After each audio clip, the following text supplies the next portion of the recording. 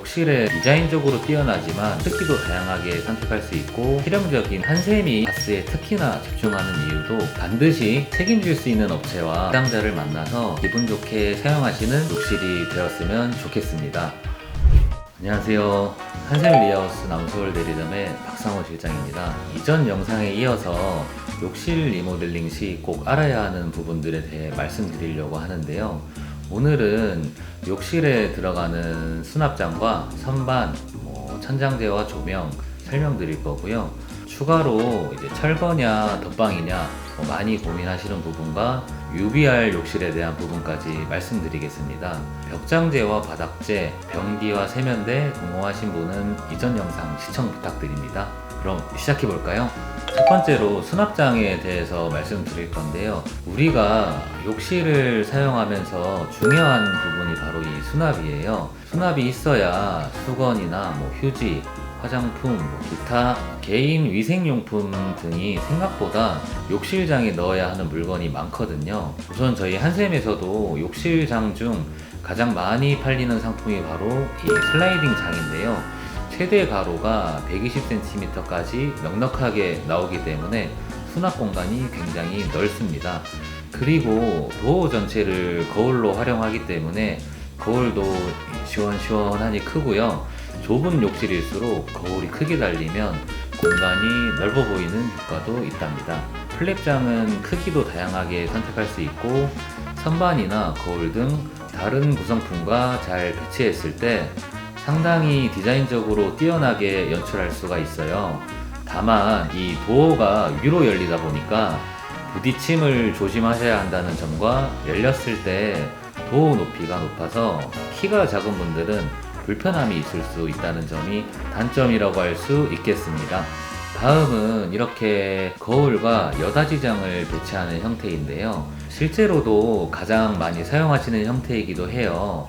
요즘에는 거울 디자인도 다양하게 나올 뿐더러 이렇게 간접 조명까지 포함되어 있는 거울도 있습니다.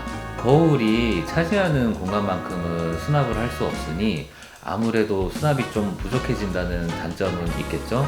두 번째로 조적 젠다이 그리고 선반을 설명드릴 텐데 아무리 욕실장이 있어도 비누나 이 세안용품 등 가볍게 올려놓아야 할 것들이 있잖아요. 가장 간단히 시공할 수 있는 형태는 바로 이 선반 형태입니다. 일반적으로 인조 대리석을 사용한 선반을 가장 많이 넣는데요. 깔끔하면서도 비용적으로도 저렴하다 보니 가장 많이 선택하시는 형태이기도 합니다. 다만 이 슬라이딩장 같이 좀 깊이가 상대적으로 깊은 장이 들어가는 경우에 세안하시다가 좀 머리를 부딪히는 경우가 있을 수 있거든요. 그럴 때는 조적 젠다이를 시공해서 세면대를 앞으로 빼주면 아무래도 그런 염려가 좀 덜하게 됩니다. 젠다이는 일반적으로 벽돌을 쌓아서 모양을 만든 다음 타일이나 판넬 등 벽장재로 감싸서 마무리하는 형태인데요. 이 안전사고 예방뿐 아니라 디자인적인 목적으로 선택하시기도 합니다. 세 번째로 천장재를 설명드릴 텐데요. 이 천장재는 가장 많이 시공되는 자재가 이 SMC라고 하는 판넬인데요. 이 욕조와 동일한 재질이라고 보시면 되시고요. 아무래도 플라스틱이다 보니 습기에 강하고 반영구적이라 무난하면서도 실용적인 형태라고 볼 수 있습니다. 요즘에는 또 이 바리솔이라고 이 천장면 전체를 조명으로 시공하기도 하고 이 천장 전체를 거울로 시공하는 미로설 형태도 있는데 이 디자인적으로 뛰어나지만 비용이 많이 비싸고 무엇보다 욕실 천장에 필수로 들어가야 하는 전공구가 들어가지 못한다는 단점이 있습니다. 이 윗집 욕실에 누수가 생겼을 때 우리 집 천장의 전공구를 열어 확인해야 하는데 그런 일이 발생했을 때 천장 전체를 드러내야 하는 문제가 생길 수 있겠죠. 그리고 또 한 가지 중요한 요소인 조명, 욕실 조명도 전체적인 트렌드에 맞게 작고 심플하게 넣어서 분위기를 살리는 게 추세인 것 같아요. 이 색상도 주백색이나 종구색의 은은한 색을 많이 선택하시기도 하고요. 근데 욕실은 해가 들어오는 공간이 아니고 또 천장 디자인을 고려해 너무 많이 넣지 않다 보니 상대적으로 좀 어둡다고 느끼시는 경우가 있더라고요. 이럴 때는 욕실장 하부에 간접 조명을 넣어주는 방법이나 위에 언급했던 거울 조명 등으로 보완할 수 있고요. 밝기와는 별개로 이렇게 간접등으로 포인트를 주는 게 요즘 트렌드이기도 합니다. 다음으로 또 가장 중요한 덧방 대 철거에 대해서 알아볼 건데요. 지금까지 욕실을 구성하는 요소들에 대해 하나하나 설명드려 봤는데요. 욕실 공사를 고민하실 때 철거를 해야 할지 그냥 덧방으로 진행할지 고민하시는 분들이 많으실 거예요. 덧방은 기존 타일을 걷어내지 않고 덧붙이는 시공 방식을 말하는데요. 이 덧방을 하면 욕실이 좁아지지 않을까 걱정하시는 분들이 있는데, 한센바스 휴판넬은 장당 두께가 0.5cm 정도로 얇아서 실제로 좁아졌다고 체감하시기는 어렵다고 보고요. 덧방이 가능한 경우라면 덧방 시공을 권해드립니다. 가장 좋은 건 이 불필요한 철거비가 들지 않는다가 되겠죠. 덧방 시공을 하게 되면 공사 기간도 이 일로 짧다 보니까 욕실을 사용 못하는 불편함을 줄일 수도 있습니다. 다만 모든 경우에 덧방이 가능한 건 아니에요. 먼저 덧방이 불가한 경우, 첫 번째로 이 바닥 구배가 안 좋은 경우가 되겠는데요.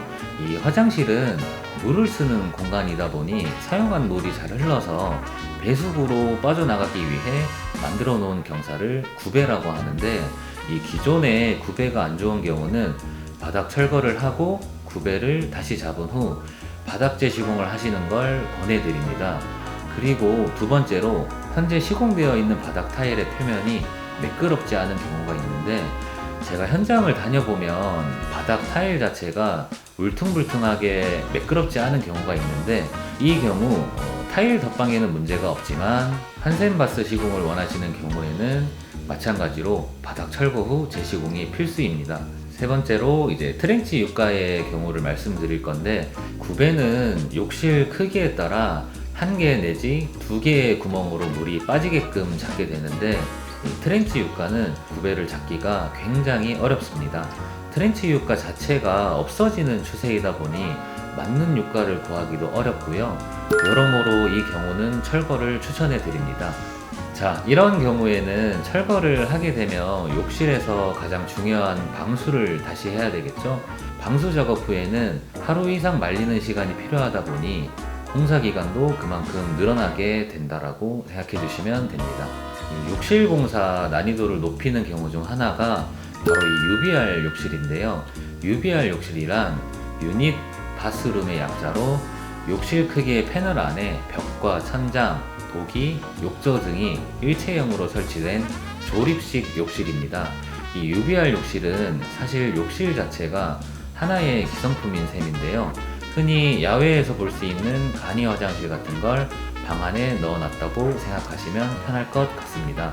이 기성품을 제거하고 보면 방수도 안 되어 있는 콘크리트 공간이 나오게 되는데, 이 UBR 욕실 자체도 노후로 인해 누수 같은 문제가 많은 욕실인데요. 우리 집 욕실이 UBR인지 직접 확인하실 수 있는 가장 간단한 방법은 욕실 벽면을 주먹으로 두드려 보시는 거예요. 텅텅 하는 텅 빈 소리가 난다면 UBR 욕실일 확률이 높고요. 또 바닥에 이 배수 구멍이 없고 욕조 배수구와 일체형으로 되어 있다면 마찬가지로 UBR일 확률이 높습니다. 이 UBR 욕실의 경우는 전체를 철거하지 않고는 리모델링을 할 수 있는 방법이 없기 때문에 전체 철거 후 배관 및 설비, 방수 작업을 새로 해야 하므로 공사 기간은 최소 5일 이상 생각해 주셔야 하고요. 물론 공사 비용도 일반 시공에 비해 많이 높아지게 되겠죠. 지금까지 두 편에 걸쳐서 욕실 리모델링에 대해 말씀드렸는데요.